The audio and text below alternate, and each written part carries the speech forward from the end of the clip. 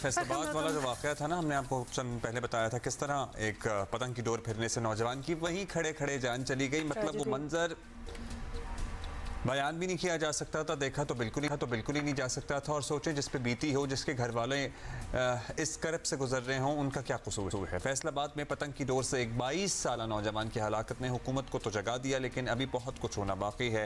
आज सरगोदा में एक बच्चा पतंग लूटते हुए अपनी जान गंवा बैठा। वज़ीर आला ने भी इसका नोटिस लिया।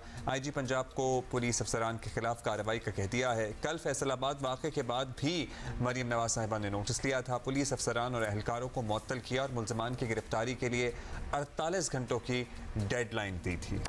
उनमें से 24 घंटे आपको याद दिला दें कि गुजर चुके हैं और मरने वाले आसिफ के भाई को भी एक्शन जो है वो चाहिए। ऑब्वियसली मेरा गला बड़ा ख़राब हो रहा है, लेकिन पतंगबाजों के खिलाफ नहीं। सुनिए वो क्या कहते हैं।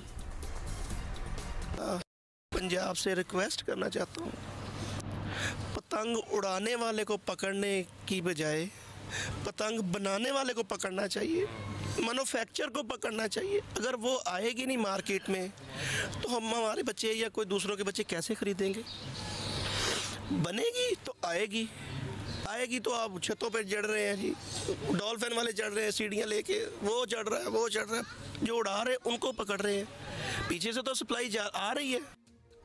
उधर फैसलाबाद पुलिस का क्रैकडाउन जो है वो बिल्कुल जारी है और बताया जा रहा है कि गुज़िश्ता 24 घंटों में ऑलमोस्ट कोई 50 पतंगबाज गिरफ्तार हो चुके हैं और मुकदमात भी इतने ही दर्ज किए गए हैं। और ये भी बताया जा रहा है कि पतंगबाजी के खिलाफ एक्शन काफ़ी अरसे से जारी है। मगर वो उनके भाई भी कह रहे थे कि पतंगबाज जो उड़ा रहे हैं चलो उड़ा रहे हैं, लेकिन जो बना रहे हैं उसको पकड़ना चाहिए, उसको रोके ना।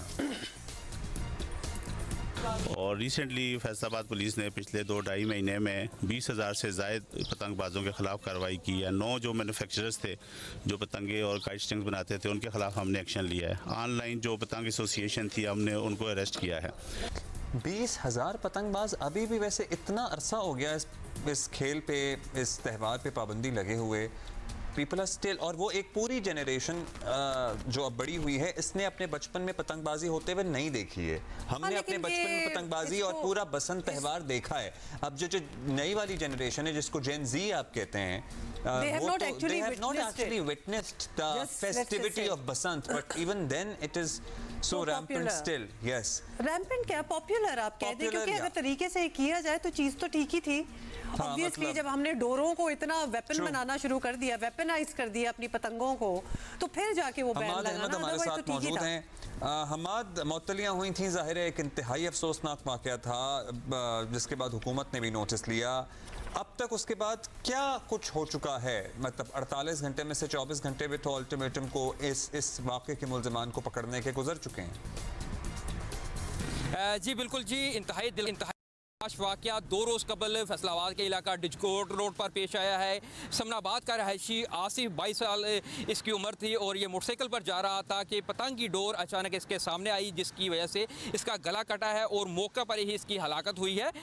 वाक़े के बाद पुलिस की जानब से पुलिस की मदयत में मुकदमा दर्ज किया गया है। जो मुतलका SHO जो थाना फैक्ट्री एरिया है उसको मुअत्तल किया गया है, जबकि पुलिस का ये कहना है कि इलाका की CCTV फुटेज हासिल की जा रही हैं, जहाँ से ये तलाश की जा रही है कि ये पतंग की डोर कहां से आई, कौन पतंग उड़ा रहा था, जिसके बाद मजीद करेगी। ये CCTV जो फुटेज है उसको दोबारा देख रहे थे।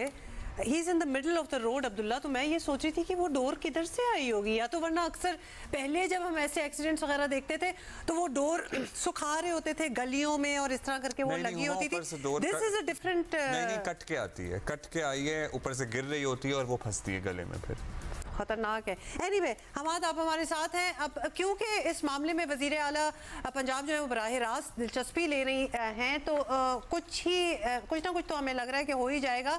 लेकिन मजमूई सूरत हाल आपसे जानना चाहेंगे। फैसलाबाद में पतंगबाजी पाबंदी के बावजूद कैसे हो रही है, और जो नंबर्स हम देख रहे हैं वो तो हम बड़े हैरान हो गए कि वहाँ लगता है कि वहाँ नहीं बैन लगा था फैसलाबाद में। जी बिल्कुल जी, वज़ीर आला की जानब से नोटिस लिया गया है। बाद ज़ली इंतज़ामिया भी मुतहरक हुई है, पुलिस भी मुतहरक हुई है और ये पतंगबाजी का जो सिलसिला है ये सारा साल चलता रहता है। ताहम फरवरी और मार्च के दिनों में खुद साख्ता तौर पर जो बसंत मनाने का ऐलान किया जाता है, जिसके वक्त ये ज़ोर पकड़ जाता है और ये इस मरतबा भी ऐसा ही हुआ है कि तकरीबन 3 हफ्ते कबल खुद साख्ता बसंत का ऐलान किया गया, जिसके बाद शहर भर में जो पतंगबाजी है उसका सिलसिला ज़ोर पकड़ गया। और गुज़श्ता 1 माह की बात की जाए तो इस दौरान भी इस वाक़े के अलावा जो 2 रोज़ पहले पेश आया है, इसके अलावा भी जो हलाकतें हुई हैं, जिसमें एक बच्चा जो है वो छत से गिरकर उसकी मौत हुई थी, जबकि जो हवाई फायरिंग का एक बच्चा शिकार होकर उसकी मौत हुई, जबकि एक बच्चा जो पतंग लूटने के दौरान गाड़ी में टकरा कर उसकी हलाकत हुई थी, जबकि 15 से 20 ऐसे अफराद हैं जो सड़क पर चलते हुए जिनको डोर फिरने का वाक़या पेश आए हैं और वो ज़ख्मी हुए हैं। पुलिस की जानब से रवायती तौर पर वही कार्रवाइयाँ की जाती हैं कि जो पुलिस है वो जो पतंग उड़ाने वाले हैं उनको पकड़ती है, उनके खिलाफ मुकदमा दर्ज हैं। लेकिन जहाँ पर पतंग तैयार होती है, मैन्युफैक्चरिंग होती है, वहाँ से अगर ये सामान बाहर ना निकले, वहाँ से फ़रोख्त ना हो, लोगों के हाथों में ना आए, तो ये पतंगबाजी का सिलसिला रुक सकता है। जी अच्छा हमाद, अब ये भी बता दें कि पतंगबाजी और ख़ास तौर पर डोर पर कंट्रोल के लिए शहरी इंतज़ामिया ने कोई नया प्लान बनाया है अब तक? क्या करना क्या है आगे और किस तरह ये मसला जो है मुस्तकिल बुनियादों पर हल हो सके? जी, जब भी इस तरह के वाक़यात पेश आते हैं पुलिस भी मुतहरिक जाती है और इस मरतबा ज़िली इंतज़ामिया भी जो अभी कार्रवाई की हद तक मुतहरक हुई है कि उसकी जानब से ज़िली कंट्रोल रूम में के नंबर जो हैं वो जारी किए गए हैं कि शहरी इतला दें कि कहाँ पे पतंगबाजी का सामान तैयार हो रहा है, कहाँ पर इसकी फ़रोख्त हो रही है। तो ये ज़िम्मेदारी भी शहरियों पर डाल दी गई है कि वो बताएँ। हालाँकि पुलिस के अपने इंटेलिजेंस के अदारे मौजूद हैं जिनकी जानब से बाकायदा रिपोर्ट्स दी जाती हैं कि किन किन इलाकों में फैक्ट्रियाँ मौजूद हैं। गुलाम अहमदाबाद है, मदनपुरा का इलाका है, वहाँ पर ये सामान सारा साल तैयार होता है, वहाँ से फ़रोख्त की जाती है। ऑनलाइन भी अब फ़रोख्त का सिलसिला शुरू हो चुका है और जो गुज़श्ता चंद रोज़ कबल ऑनलाइन फ़रोख्त करने वाले एक ग्रोह को पुलिस ने भी पकड़ा था।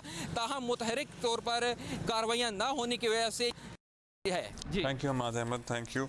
लेट्स सी जी क्या होता है। और वही वाली बात कि बड़ा मुश्किल है इस तरह से इंडिविजुअल पतंगबाजों के पीछे भागना। ये जो सप्लाई लाइन है, जो सप्लाई चेन है, इसको ख़त्म करें और थोड़ी सी आगाही मुहिम भी चलाएं, थोड़ा सा एहसास भी दिलाएं।